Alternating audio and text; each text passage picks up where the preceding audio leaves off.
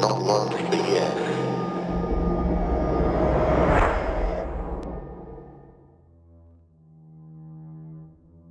Hi, I'm Lil. And I'm Fitz. And you're listening to Knock Once for Yes.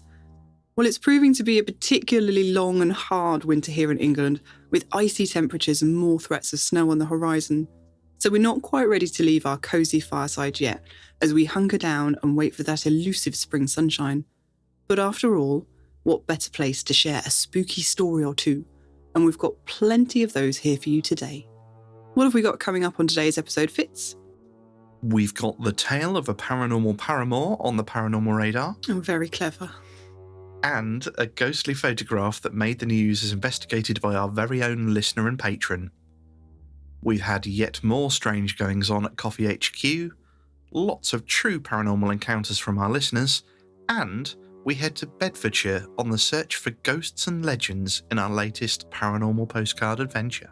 But before we get stuck into all of that, we want to give a big shout out to our newest patrons, Elizabeth Gorenberg, Robert Sullivan, and Leslie Ostick. Thank you so much, guys. And as always, a massive thank you to all our wonderful patrons who make this show possible. If you'd like to support the show and get access to bonus content and Knock Once for Yes goodies, you can do so from as little as $1 a month over at patreon.com. Of course, we understand that not everybody can support us financially, but there are lots of other ways you can support the show. And one of the best ways is to send in your spooky stories for us to share. And if you enjoy our show, please do consider sharing it with your friends. And you never know who you might come across that might just have a spooky story or two tucked up their own sleeve. Since we started doing this show, I've been amazed at the amount of people I knew that I had no idea had incredible paranormal stories to tell you.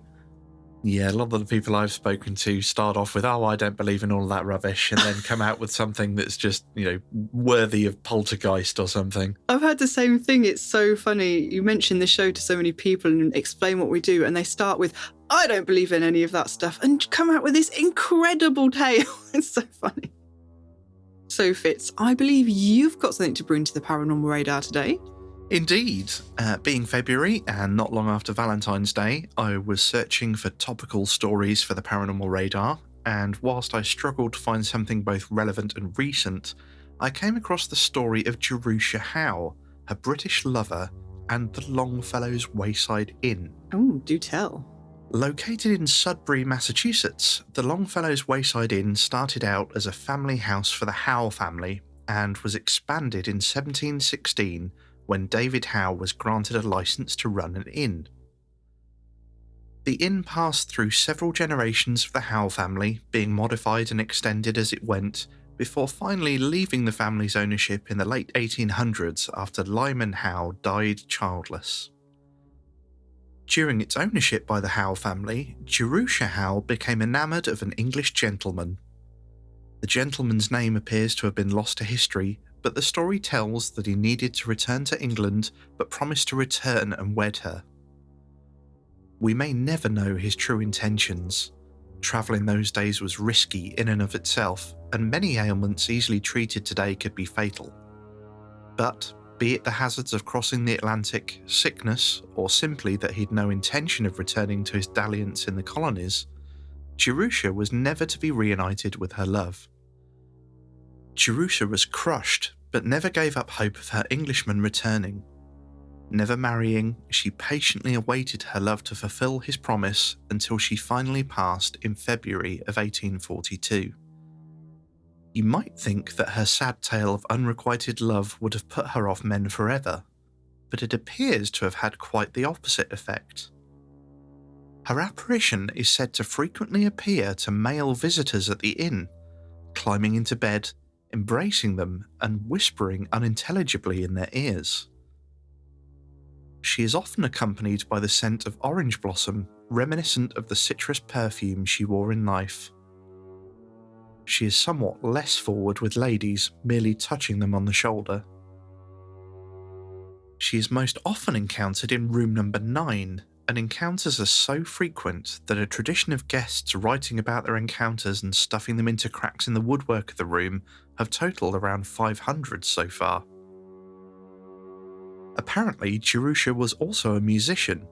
Her Her parlour piano remains at the inn to this day and is said to play itself on occasion. The Wayside Inn is still in operation today, and I think we may have to add it to our paranormal bucket list, though I'll make sure Lil's present to fend off any supernatural snuggles. Oh, I see. So you're just making me tag along to be a human shield against paranormal encounters. Less human shield, more don't want to face you in the morning after having a romantic evening with a spirit. A ghost. No, I'm just joking. I love it. I think we should definitely add that to our paranormal tour bucket list. But 500 people, and that's just the people that have actually bothered to write down their encounters. So there's bound to be more than that, really. Yeah, so it does seem to be ridiculously active, and I believe it was featured on an episode of one of the paranormal programs as well. It does ring a bell. It's a well-known story. Yeah, definitely have to go there one day and check that out. Another place we'll need to visit is Eynsford Castle in Kent. Yes, indeed. We have another news story on the radar for you today, which was sent in by one of our lovely listeners. Eynsford Castle in Kent made the news recently when John Wick's father of 12-year-old Harry took his son to the medieval site to help him with his history homework. John took some photographs of the castle as part of the project, but when he looked back at the pictures he'd taken, he spotted something odd. He'd taken a shot looking up a flight of steps with the back wall of the castle in the background, and there, right in the centre of the frame, was a shadowy black figure. A figure he knew had not been there when he took the photo. The figure was very dark and solid. It was wearing what looked like a robe, with a hood pulled down low over where the face should be. And if there was a face, it was too darkly cast in shadow to be made out. John was so certain that nobody had been in the frame when he took the shot that he posted the photo in an internet group to see if anyone could suggest an explanation. Some speculated that he had unwittingly captured an apparition on camera, whilst others thought it was simply a hole in the wall, based on some pictures that had been found on Google Earth. John was determined to get to the bottom of the mystery and decided to call in a paranormal investigator to find out one way or another. He did, in fact, call our very own KOFY crew member and patron, paranormal investigator Alan Tigwell, and Alan has been kind enough to share his findings with us. Alan looked at the pictures, the discussion it had sparked online, and considered the theory about the hole in the wall. He told us, "As a paranormal investigator, this didn't quite make sense. I've looked into this type of picture before, and debunking based on a quick search on Google Maps doesn't quite sit right with me. As the castle was very close to where I live, I visited a couple of times to prove one way or another whether there was a hole in the wall that could cause the figure in the picture." And after his visit, this is what he found. "I went to the castle twice, once when it first opened and again in the afternoon. This is because when I got there in the morning, the sun was directly above the back wall where the picture was taken, and it was impossible to get other pictures because of the glare. However, it did show me how the shadows were cast within the castle, as the back wall from the picture was in shadow. On the whole, people in the group are absolutely correct. There are a number of alcoves, but not holes, in the back wall. One in particular, which I believe is the one people have focused on. This is in the exterior back wall of the castle, based on where the original picture was taken from, and it is possible to line it up to be in the middle of the steps. It's about 1 to 2 feet deep and halfway up the back wall. Nothing is behind that wall other than the original moat. There are no doorways along the exterior wall. To try to prove one way or the other, I lined up a number of points from the original picture until I was fairly confident I was standing in the same spot the original photograph was taken from. Standing here, the alcove I mentioned previously no longer appeared in the middle of the steps. It had moved left to just behind the start of the wooden railings. You can see the darker shadow of the alcove in the top half of the first rung of the railings. In short, based on where I was standing, the alcove on the back wall is not the reason for the figure in this picture. In cases like this, where all we can do is retrospectively look upon a picture, all we can say is there is no explanation for the figure in the picture based on what is currently within Eynsford Castle. So there we go. Thank you so much to Alan for sharing that with us. And Alan has also been good enough to get permission from John for us to share his photograph. So we'll put that in our Facebook group and in the show notes. And by the time you're listening to this, you'll have had an opportunity to look at it.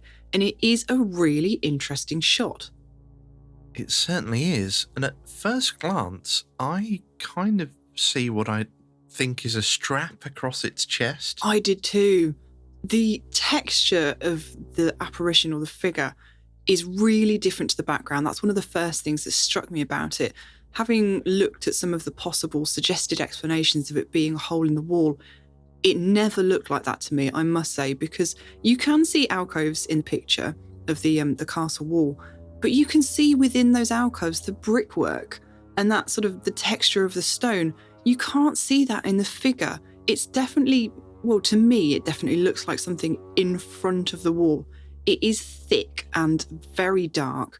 And yeah, I can almost see the rim of a hood and a strap sort of going across the body.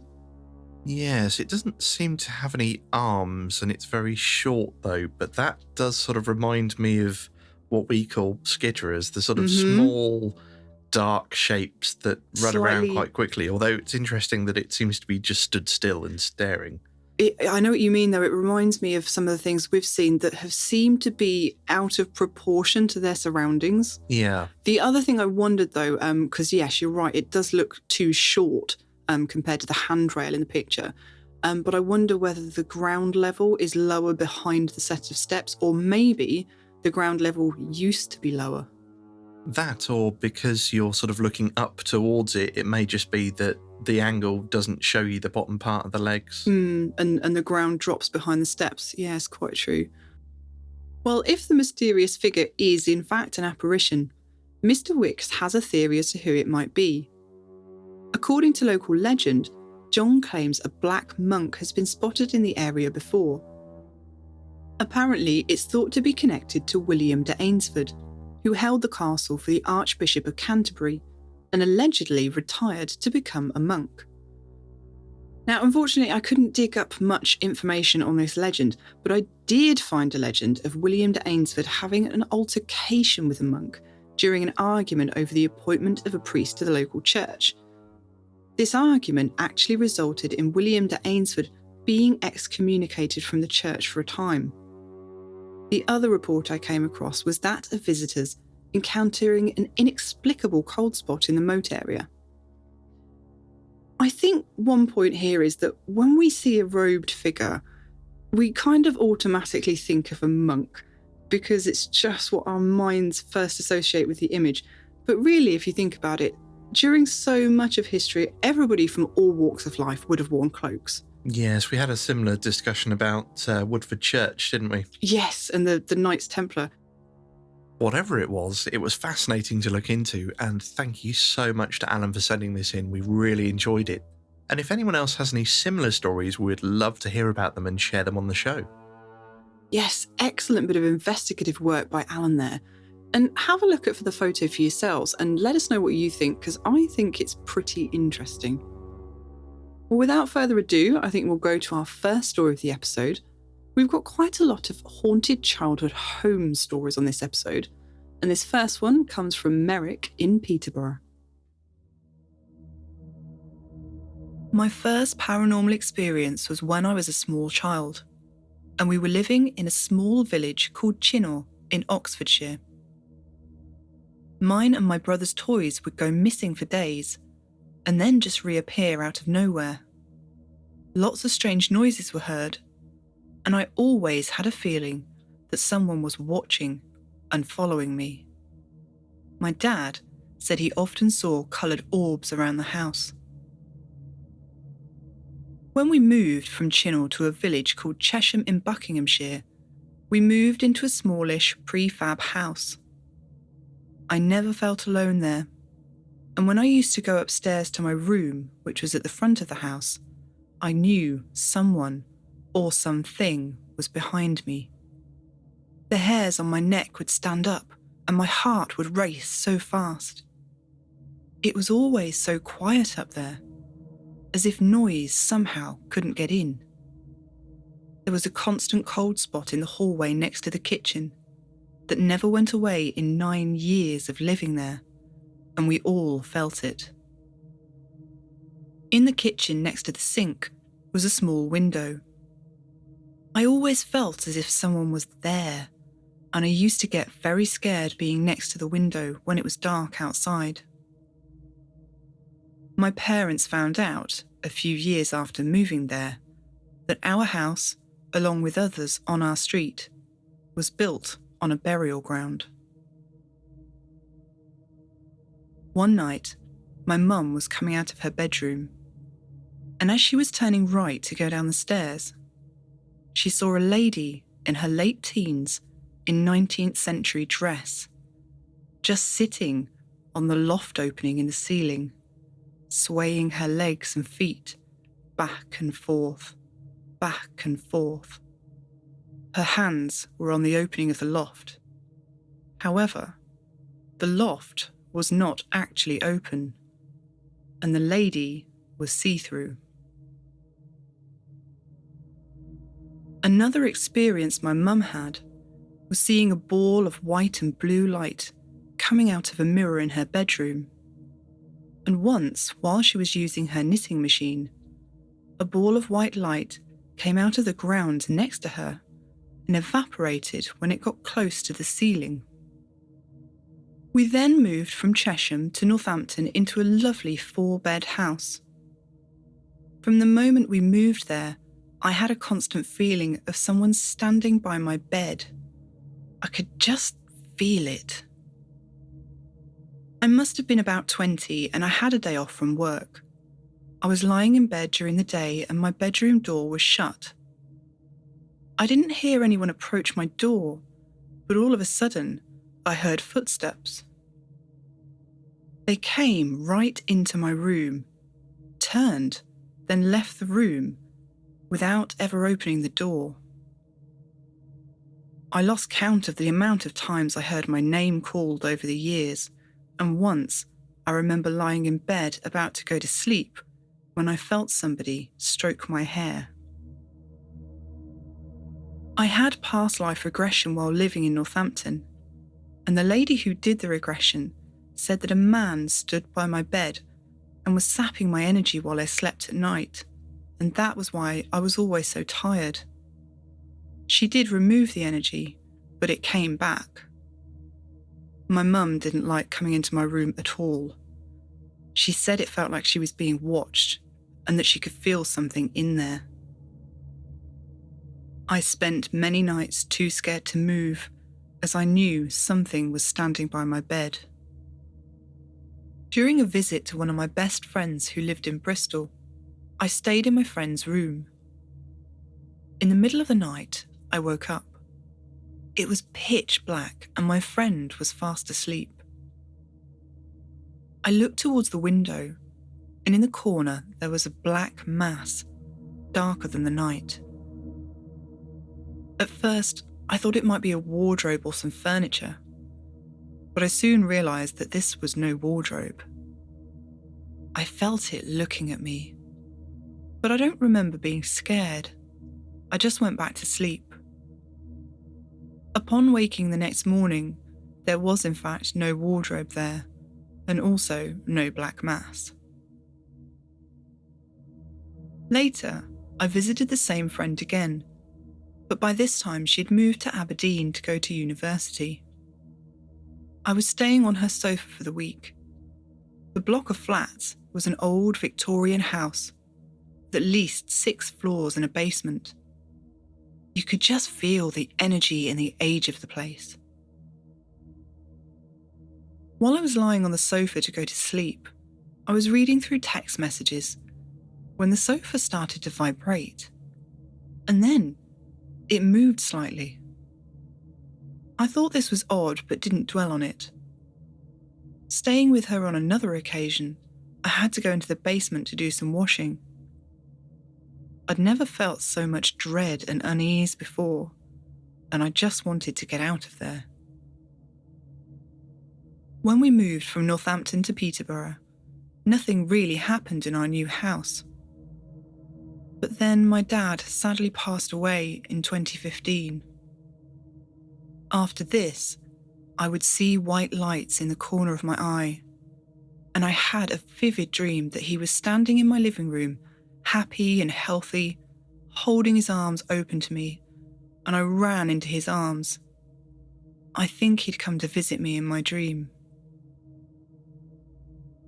Lying in bed in the early hours of the morning sometime in 2016, I'd not long woken up when my bed moved and me with it.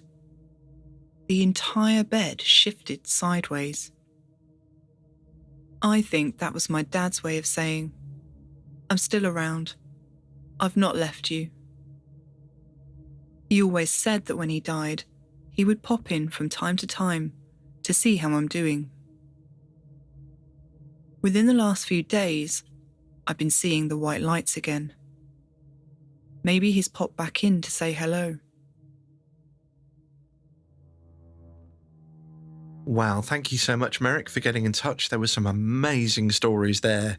It seems like us that you're one of these people that seems to experience quite a lot of activity. You get some people that never have anything, some that just have one memorable encounter, but we've had multiple experiences at multiple places. It sounds like you're in the club with us. Out of all of them, the one that really struck me was the legs coming out of the attic. Oh, I'm the same. I mean, can you imagine just popping out onto your landing and seeing these phantom legs dangling from the ceiling? I can imagine, and the scene plays out in my mind of walking out the door, seeing some phantom legs, screaming like a girl and running down the stairs. You wouldn't be alone in that scenario. I thought it was really interesting as well that they found out later that one of those houses was actually built on the top of a burial ground.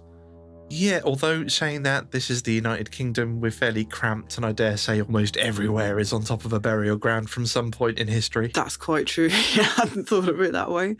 The other thing I thought was interesting was that the whole family seemed to see these lights.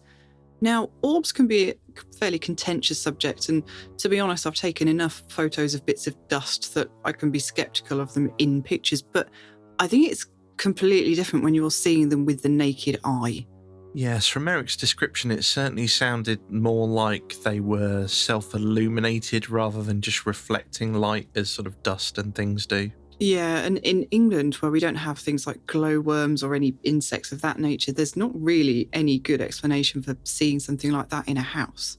And then on top of that, you've got the sort of black mass shadow figure type thing. Ugh. Well, at least it sounds like since you've moved to Peterborough, you're not having quite as much difficulty sleeping at night. I should think that would be quite the relief, in fact.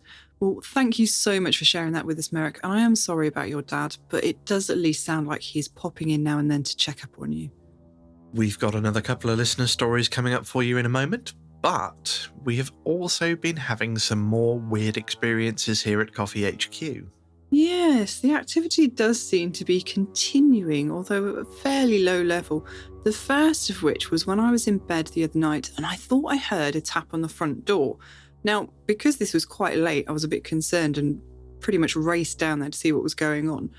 And it was actually a broom that we keep sort of tucked into an alcove in the hallway. We use it for sweeping the snow off the car and stuff like that. And it hadn't fallen. It had been pulled out from the alcove, turned 90 degrees and propped against the front door, which was very strange indeed. Now, of course, I'm sure everybody's aware that we have cats, so that was our first thought. Could one of the cats have pulled it out? But this broom hadn't been knocked over, and in fact, in its alcove that it was tucked in, it had another smaller broom stacked on top of it, which hadn't been misplaced. So what must have happened was that this big wooden heavy yard brush had been pulled out without misplacing the broom stacked on top of it, twisted 90 degrees and placed upright against the front door. And I can't really wrap my head around how a cat would have done that, or why, actually. Who knows why cats do anything? They can be quite irrational at times, but knowing our little darlings, I doubt any of them could have pulled it out without disturbing the brush on top of it. Yeah, and it is quite heavy, but like you say, I mean, cat's logic knows no reason. We can't rule that out at all. What we don't believe could have been the cats, though, is the next thing that happened. Above my computer desk downstairs, I have a shelf with various boxes and things on. And we'd left to go and do something. I can't remember what we'd done. But when we came back, half the contents of the shelves were neatly stacked on my computer chair. Yeah, now, of course you could always argue that the boxes simply fell off the shelf. But although the chair is next to the shelf, it's not directly underneath it. So if they'd fallen, you would really expect these boxes to be on the desk, on the sofa, which is also next to the shelf, on the floor, sort of all over the place. But what was creepy was that they were very neatly stacked in a little pile, all within the chair. There was nothing on the floor or anywhere else. It was just this neat, creepy pile in the chair. That and the fact that nothing on my desk had been knocked off either. That's true. Fitz's man station is a little messy, shall we say. I would expect that if boxes had fallen off the shelf, they would have had to hit the desk first, and they would have taken all manner of things with it in their path. It is the one place that I'm allowed to make a mess, and you can guarantee if something had hit that, it would have knocked something off, be it a mouse, a pen, a bit of paper, or something would have gone. Absolutely. And this is quite a high shelf. This is 6.5, 7 foot in the air, and there's no way that the cats could get up there. There's nothing for them to climb on to get to that height. It's deliberately high so Fitz can keep his mess out of the way. On top of that, also from a height of sort of 6.5, 7 foot, we have our expedition hats. Yes. On top of a bookcase in the living room. And I was sat on the computer one day, I think Liv was out, and I heard a noise, turned round, and these hats are on the floor. Now, they've been there for, I don't know, 6 months since we last moved them, something like that. And they haven't moved in all that time. Now, little admission here, it was the day that the UK experienced an earthquake, but I was there at the time and I did not feel a thing. So I don't think we were in sort of scope of the affected area. I certainly don't remember experiencing it at all, but it is something you would have to take into consideration. Despite us not feeling it, you don't know, what impact that could have on. Although, like you say, it's a high up shelf. I'm not sure that earth movement really would have affected it. I'm not sure. What do you think? I think if it was strong enough, they would have. But they wouldn't were you have pretty felt secure. it? Yeah, if it was strong enough to do that, I think I'd have felt it. We're not very familiar with earthquakes here in the UK, as you can tell. We weren't really sure what to make of the situation. I think it's the first time that we've had an earthquake in the UK and I've not slept through it anyway. And you still didn't notice it. No, they normally happen in the middle of the night and it takes a lot to wake me up when I'm asleep. When I'm asleep, True I mean story. business. Yeah. But yeah, I was awake for this one, so if it had been enough to knock them off, You would have thought you would have felt something. yeah. And there's other stuff up there as well that I think would be more likely to come down. That's a good point, actually. The hats aren't the only thing up there. There's a load of mess on these shelves, so it would seem odd that this stack of hats would be the only thing to be knocked off. But then saying that, if it was deliberate, I don't see any kind of relevance to the hats or the stuff that was on the shelf that got knocked off. There are other things that could have been moved in the room that not necessarily would have been more significant, but would have been easier, or I don't know. It's just weird. It is very strange. We really don't know what's going on at all. The activity seems to be random, and like you say, there doesn't seem to be any meaning attached to it. So yeah, we're not really sure, but we'll just keep updating you. We might just have a wobbly house. Wobbly house. I don't think that accounts for the apparition I saw. I think this is the thing. Taken at face value, all these independent events don't seem to add up to very much. And to be honest, they would be so easy to write off if I hadn't seen a very clear apparition in the house at the start of all this. And that's the one thing I keep coming back to. I saw something quite solid. I've personally not been lucky or unlucky, depending on your point of view, to have seen an apparition yet at this house. Although I've seen a few things out of the corner of my eye that I think might have been, but not sure. Nothing concrete. Nothing big. No. But I did have an interesting story from one of my buildings. Oh, yeah. I was out the other day at a building that used to be an elderly people's home. It's now empty. And there was a contractor there that I was meeting on site. He'd been doing some work during the day, and I was just meeting up with him in the afternoon. The buildings always felt a little bit creepy, but I just put that down to it being an elderly people's home. They are, when they're empty, especially a bit weird. Yeah. But he turned to me and just had this weird look in his eye and sort of said, "Do you ever find that the doors open and close on their own when you're here?" Oh, God.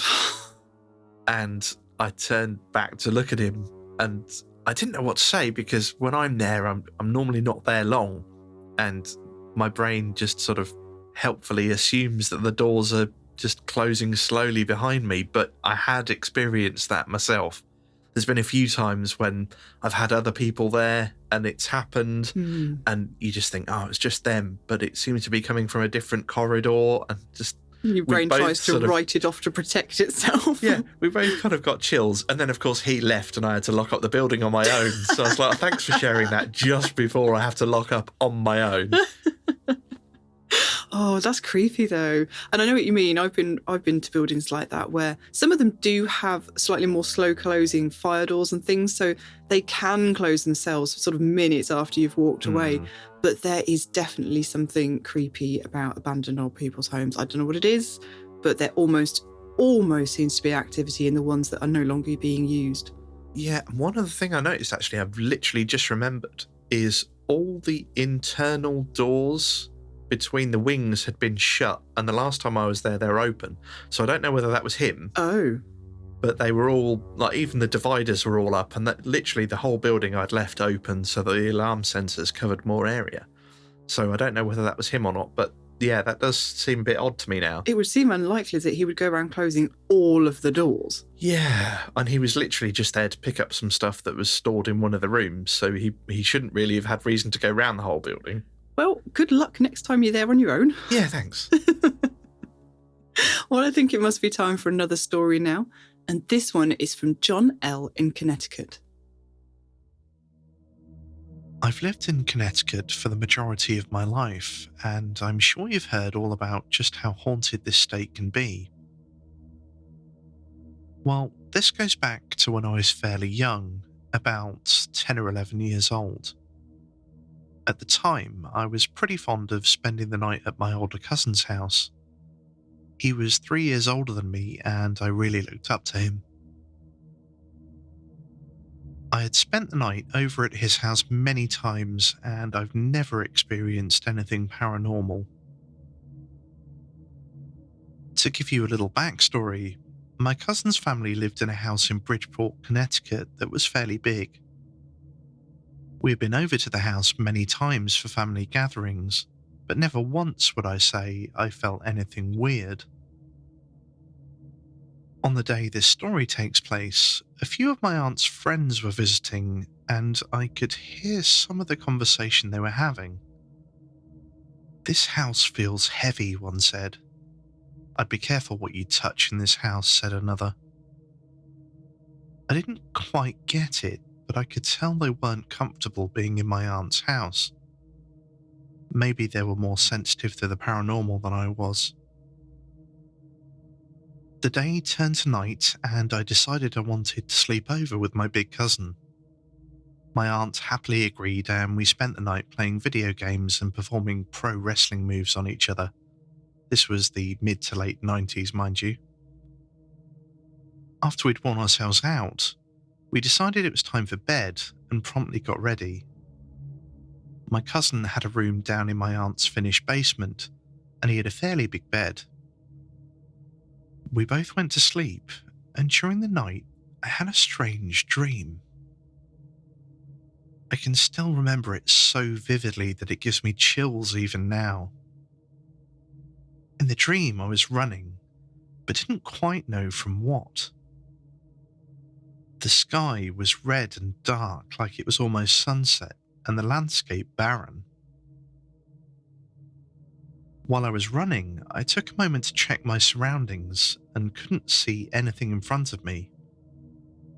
When I looked to my right, I saw my cousin, who was also running, almost in parallel with me. When he came into focus, I noticed he was yelling and pointing back. That's when I took a look to see what it was exactly we were running from. Giant claw-like hands. They were reaching over what looked to be a large cliff. The hands were moving fast, chasing after us, and eventually we were caught. These hands dragged us back to the edge of the cliff while I screamed and kicked for help. I tried grabbing onto anything I could to keep me from being pulled further, but eventually I lost my grip and fell into complete darkness. Shortly after, I woke up. While I was coming to from this wild dream, I started to notice that I was in an odd position. I was hanging off of my cousin's bed with only my upper torso physically touching it. I couldn't believe it. How did I get into this position? I move around in my sleep, but I've never done anything like this. I looked over to see if my cousin was awake just in time to see him open his eyes. He was in the exact same position as me, hanging off the edge of the bed. Startled, we both dropped off the bed. After shaking off the tiredness from waking up, I asked my cousin, "Did you have a weird dream?" He replied, "The claw." My body tensed up as I nodded. He continued, "I could see you in my dream running away." We both quickly realized we had had the exact same dream and were both doing the exact same thing. After talking, we noticed something else was wrong. There were no covers on either of us. The basement is cold at night and we both went to bed with sheets and a comforter on top of us. However, we woke up with nothing on but our pajamas. When I looked around in search of them, I noticed something terrifying. The sheets and comforter were in the living room adjacent to my cousin's bedroom. They were sprawled on the floor and on the sofa as if someone, or something, had grabbed and thrown them. I yelled out to my cousin, "They're in here!" He came running into the living room with his mouth practically on the floor. Normally, I would have suspected my cousin of playing a trick on me. The only thing that kept me from doing so was the genuine shock he had on his face. He looked almost pale, as if he'd seen something he didn't want to see. My cousin can be a pain, but he's just not that good of an actor. We both ran up the stairs as fast as we could to shake off what we had seen. We never told my aunt about what happened. We ate breakfast and wanted to forget about the whole thing. I never did stay over at my aunt's house again, even after she had offered many times. She must have thought my cousin and I weren't getting along. I just couldn't bring myself to sleep there. I never wanted to see the claw for as long as I lived. Thank you so much, John, for sharing that story with us. That was absolutely terrifying. Yeah, the first thing that sprang to mind was, you remember our Halloween episode when we spoke to Rob about his experience where he was spun on the bed? He was, wasn't he? And that kind of manifested out of part of his dream, and then he found himself actually doing the physical motions. And it's very interesting that his cousin shared the same dream with him as well. Yeah, I mean, that was really bizarre. You don't just share dreams with other people like that. And for them, they obviously saw the same thing. Yeah, I understand people can have similar dreams at times, and sometimes you can sort of interpret things that are happening around you into a dream, but it does seem very fanciful that they both ended up hanging off the edge of the bed. Yeah, I don't think that was one of those situations. This was so specific that they saw each other in the dream as well. And then, of course, the other part of it was that they then found all the covers moved into another room. Yeah, that's really strange. So it's not just something invading their dreams, it's messing with them while they're asleep. Like anything, you could write it off, but it does seem that there were so many things involved that you'd have to have a massive coincidence for all that to happen. Yeah, there's just too much stuff going on there for it to be a coincidence. And I don't blame you for never sleeping there again. I wouldn't have done either. No, I think I'd have passed on that. I hope your cousin didn't experience it again either. Yeah, that's a good point, actually. I hadn't thought of that. So thank you again to John for sending in that rather terrifying story. And if you've got a story that you'd like to share, please do get in touch with us through our website at knockonceforyes.com. We've got a paranormal postcard from Odell coming up for you in just a moment, but first we're going to hear about Tiff's childhood haunted house in Tacoma, Washington State. I think I was 10, maybe a bit younger, and my best mate Wendy and I were playing at the bottom of the basement stairs. My mum told us to clean up, it was dinner time. I picked something up to put it away, and when I stood up, there on the wall was this white shape. It had distinctive shoulders, but that was about it. It was clearly missing a head. As I stood there looking at it, it vanished. That was the beginning. After that night, I flatly refused to go downstairs alone, or I made Wendy go instead. Then one day, Wendy went down there to get something, and this time, she saw it. The figure she saw was blue instead of white, but other than the colour, her description was exactly the same as what I saw. After seeing the ghost downstairs, one Saturday morning, it decided to say hi. Literally. Wendy had stayed over, and we were alone in the house the next morning. Now, my house was the typical American house, with a huge yard. Wendy and I were in my bedroom, just being lazy, when out of my closet came a woman's voice, very clearly saying, "Hello?" with an inflection like how you would shout out to an empty house. We both looked out of the windows, but saw no one. We were also very much done being lazy, and decided the kitchen or living room would be a much better place to hang out. There's no way that voice could have been as loud as it was, unless someone was standing right next to the house. That's the only time that's happened to me, and I can still hear it when I think about it. Another night when Wendy was sleeping over, she was using my dad's army surplus sleeping bag. During the night, she got out to go to the bathroom. But when she came back, she saw something. There was something in the bag, a form, like someone was in it. As she stood and watched, it disappeared and the bag deflated. I slept through all of this. The scariest thing that happened, at least when I was young, actually scares me more now than it did then. I was in bed and I heard banging coming from behind me.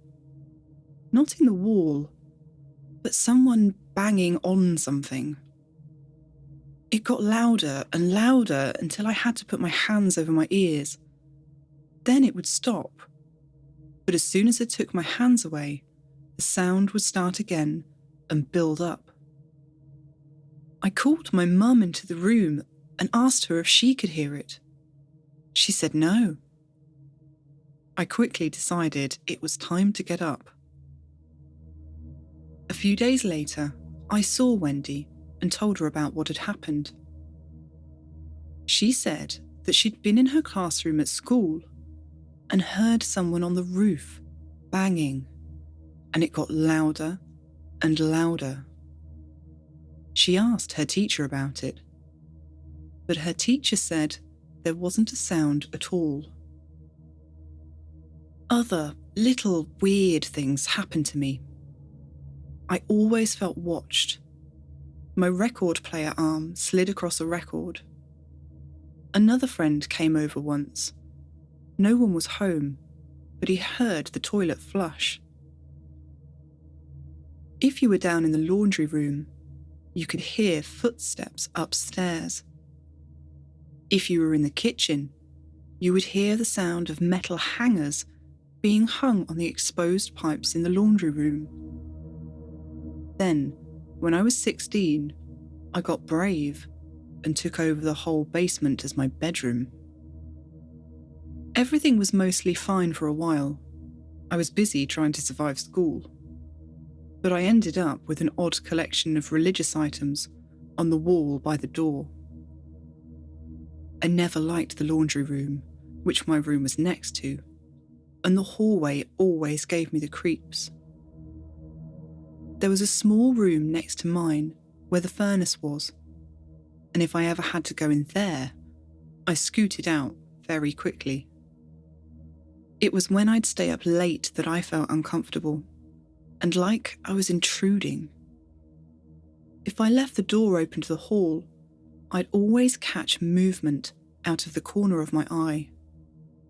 Something black would either dart past the door, or a shape like a round black ball would roll past. There was one time I was on the phone to a friend, and I was 100% sure someone was in the house. While I talked to him, I went upstairs and looked around. No one was there, but the front door was wide open. We never used the front door, except for deliveries, and the screen door was still locked. That was creepy. I remember meeting the previous owners of this house, who by then lived 2 doors down. They asked me, "Have you met the ghost?" Years later, I moved to England and married my husband. The house we moved into felt completely different to my childhood home. It felt empty somehow. I used to say when I was alone in this house, I was truly alone for the first time in my life. To start with, it was a very strange feeling. But then one day, I got the call we all dread. The call that I knew was coming. My dad was gone. I'd only talked to him the day before. I decided after a few hours I wanted to go back to bed and have a little sleep. My husband sat next to me, and as I woke up, I thought he had put his arm around me so that his arm was under my chin and his hand was on my other shoulder. As I thought to myself, "Get off, you're choking me," I felt his hand squeeze my shoulder and slide off. I opened my eyes. My husband had a book in both hands. He was nowhere near me. Then I realised the hand I'd felt was cold. Dad always had cold hands. He'd come to make sure his only kid was okay and to say goodbye. I felt so much better after that.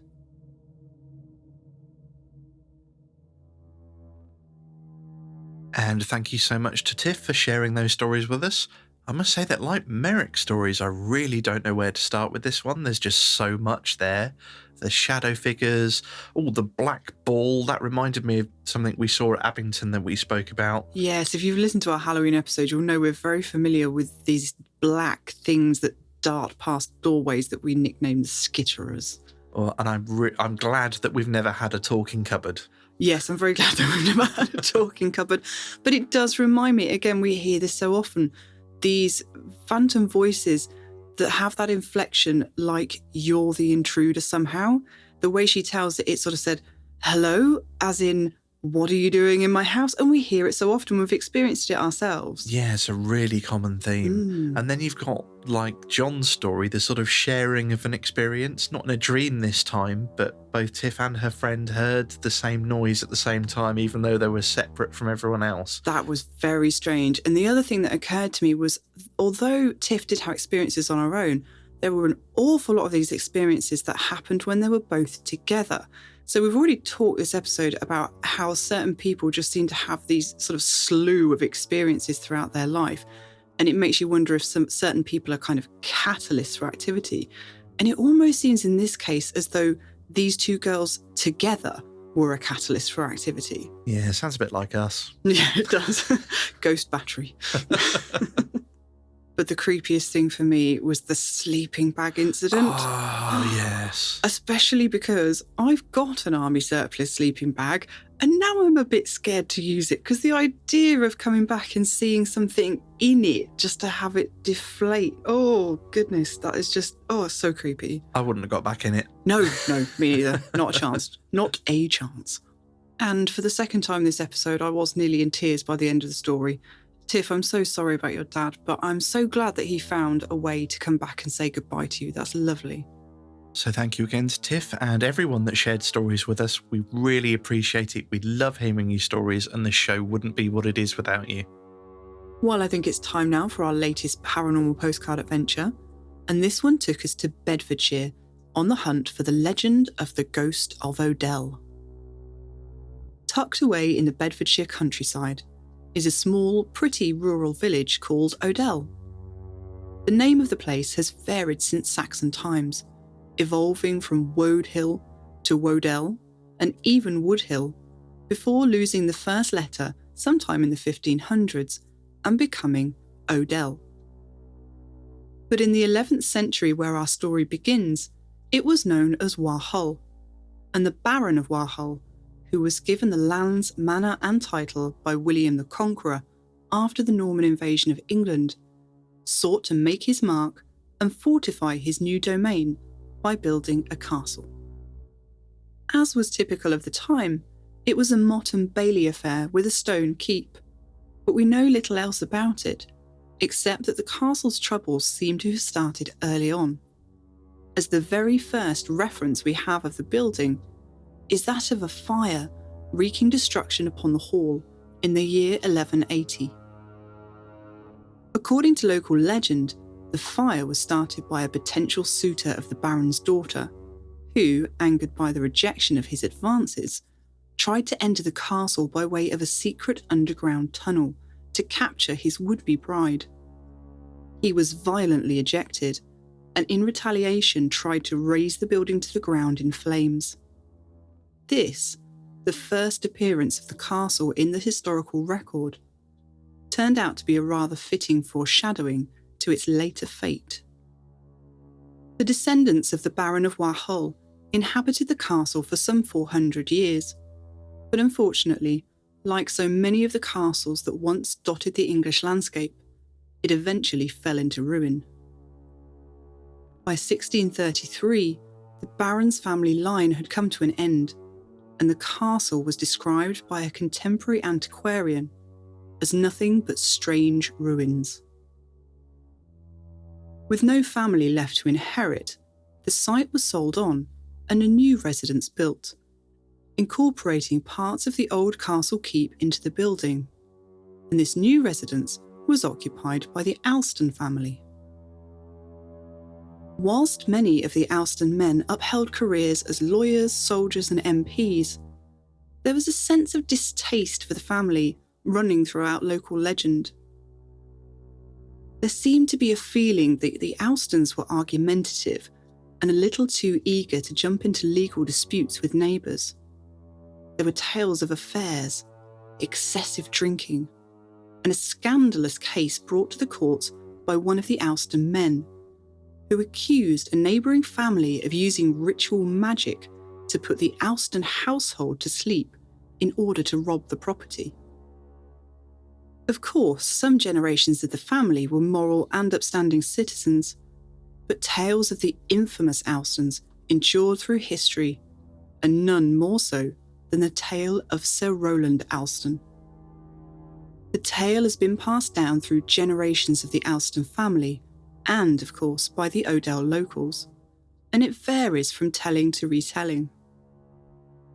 In a version first printed in Victorian county history in 1844, Sir Rowland is told to have returned from the dead a few days after his burial, whereas a particularly bloodthirsty variation, told by the last squire of Odell to his daughter in the early 1900s, has the evil Sir Rowland bricking up a woman and child right into the walls of Odell Castle. But the most widely told and enduring version is this. In life, Sir Rowland Alston was a wicked, cold-hearted man. He was known for drinking and overindulgence, gambling dangerously with the family fortune, and gained an ill repute from his salacious pursuits. But to many, he seemed untouched by the misfortune, bad luck, and ill health that would usually befall one who lived so recklessly. In fact, the villagers whispered amongst themselves that he'd made a contract with the devil. And one dark night, that contract came due, and a dark figure came calling at the door of Odell Castle. Knowing his soul was doomed, Sir Rowland sped away from the castle on his most powerful black horse, galloping towards the church and sanctuary.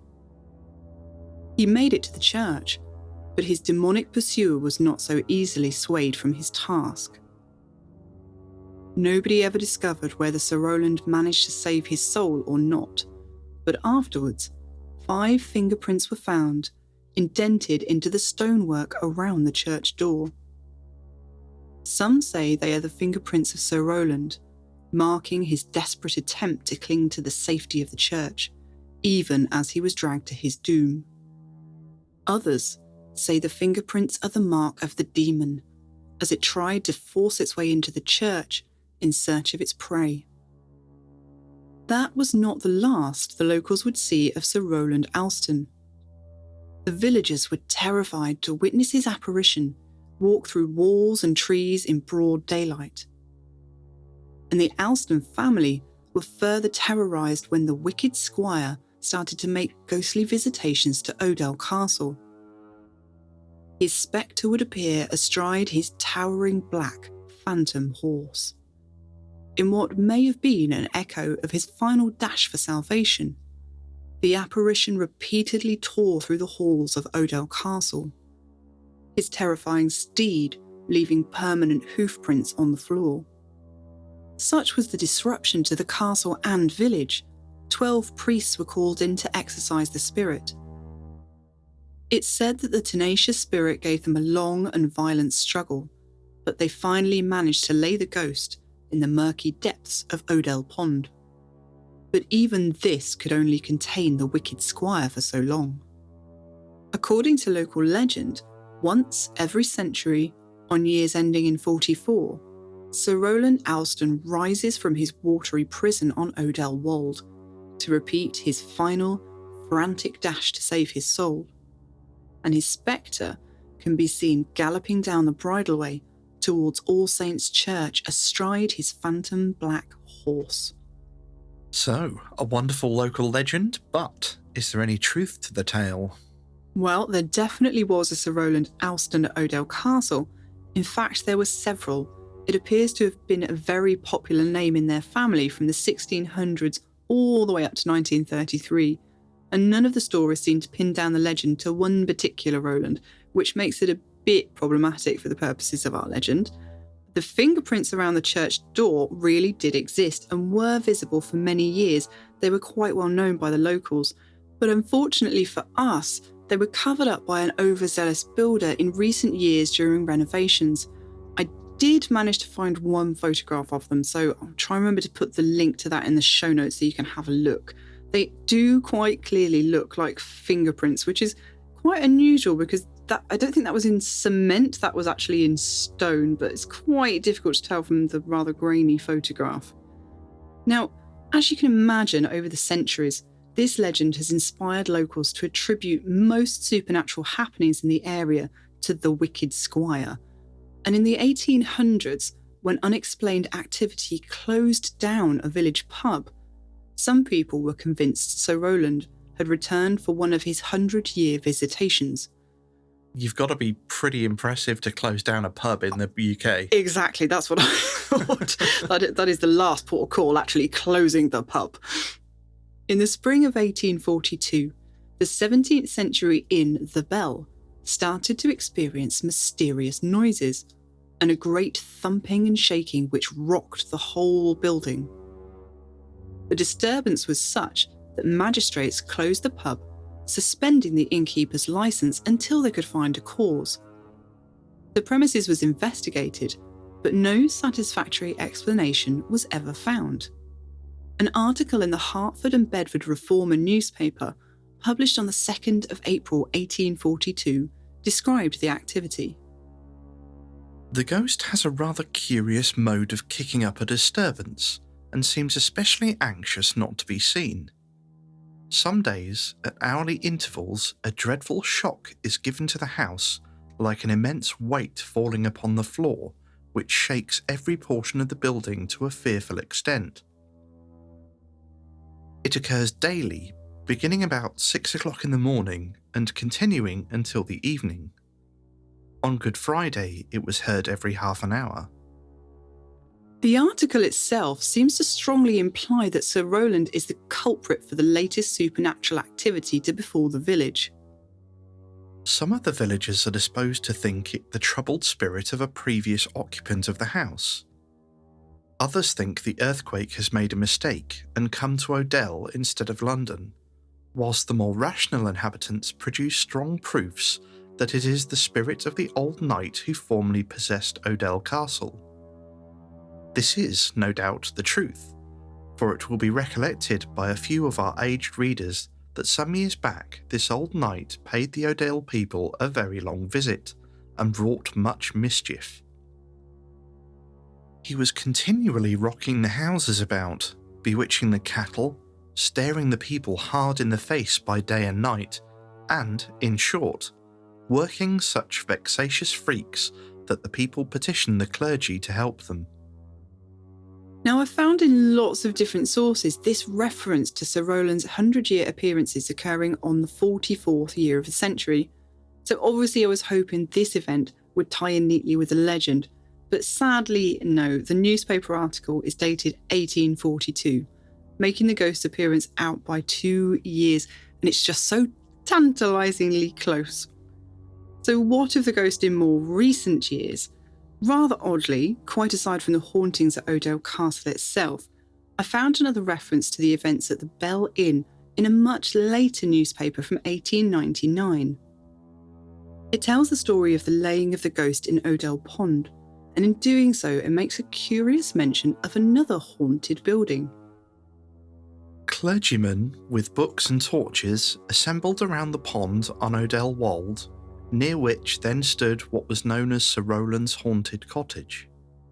Unfortunately, trying to chase this down led me nowhere, so we're just left with yet another layer to the ghostly associations of Sir Rowland.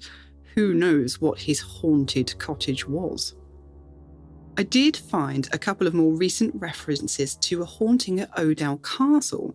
Nothing quite as dramatic as the wicked squire charging his phantom horse up and down the hall. But an author on the Odell Village News website dug up a fascinating newspaper clipping from 1931 that tells of ghostly goings-on at the castle. Odell Castle, more than 600 years old, dates from Norman times.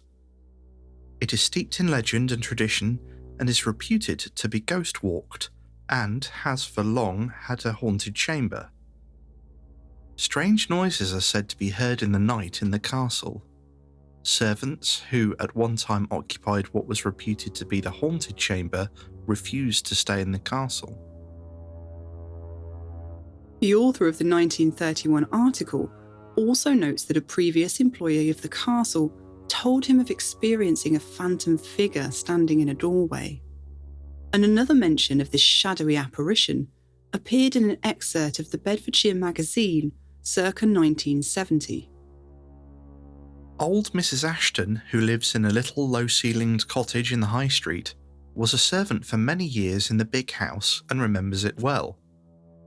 A whole sheep hanging in the cellar, the oil lamps and candles, the dark panelling, the 80-foot deep King John's well where the butler used to hang the champagne, and the ghost, a smoky, black, insubstantial apparition that frightened the life out of her. Others too claimed to have seen the spectre, but none knew to whom the unquiet spirit had belonged. And unfortunately, that appears to be the end of the ghostly sightings at Odell Castle, at least that we know of. And a possible reason for this brings us right back to that fateful foreshadowing at the beginning of our story. Just as the historical record of the castle began with a fire, so too does it end with one. As in February of 1931, Odell Castle burned once more. But this time, the fire rampaged, and the castle was completely gutted by the flames. It then wasn't until the 1960s that Lord Luke of Pavenham built once more on the ancient site. According to some accounts, stone from the old building was used in the construction. But whether this was enough to anchor the old spirits of Odell Castle to the site of their ancestral home, we are yet to discover. Sadly, we were unable to witness for ourselves the last dash of the evil Sir Rowland to the church from the Odell Castle. When we found the Odell Castle. Yes, we did have a bit of a mission finding that. Don't trust Google, is all I'll say. That's the lesson we learned. I was quite blithely telling Fitz about how that was the castle in the background, and it was quite obvious from the earthworks that were remaining. And then I thought, better check that I'm actually taking photos of the right thing. At which point, Google Maps took us on a mad ramble back out of the village to somewhere it thought was the castle. And the moral of this story is trust your gut, not your smartphone. Yes, we went back to the car, and as we were walking around the corner, Lil saw the sign on the wall that said Odell Castle. Yeah, big sign says Odell Castle. So we were in the right place the first time round, and we didn't have to go on a jolly into the bushes. No, and we were able to at least see the route that Sir Rowland would have taken on his phantom black steed as he galloped from the castle to the church, which, by the way, is stunning. Yeah, it's a really well-maintained church and very impressive. It does seem to be far too large for the size of the village, to be honest. It was very grand, wasn't it? But I suppose, because the castle was so close, maybe that's why. But yeah, beautiful place. And if you wish to visit the Bell Inn, site of the paranormal activity from April 1842, this is also just a stone's throw from Odell Castle. Well, that's just about all we've got time for on this episode, I'm afraid. But just before we go, I have been loving these local legends we've been coming across in recent episodes, and I'm wondering if our listeners have local legends of their own that they'd like to share with the show. We'd love to hear them. You can send them in through the Send Us Your Stories page on the Not Once for Yes website, and I really look forward to hearing those.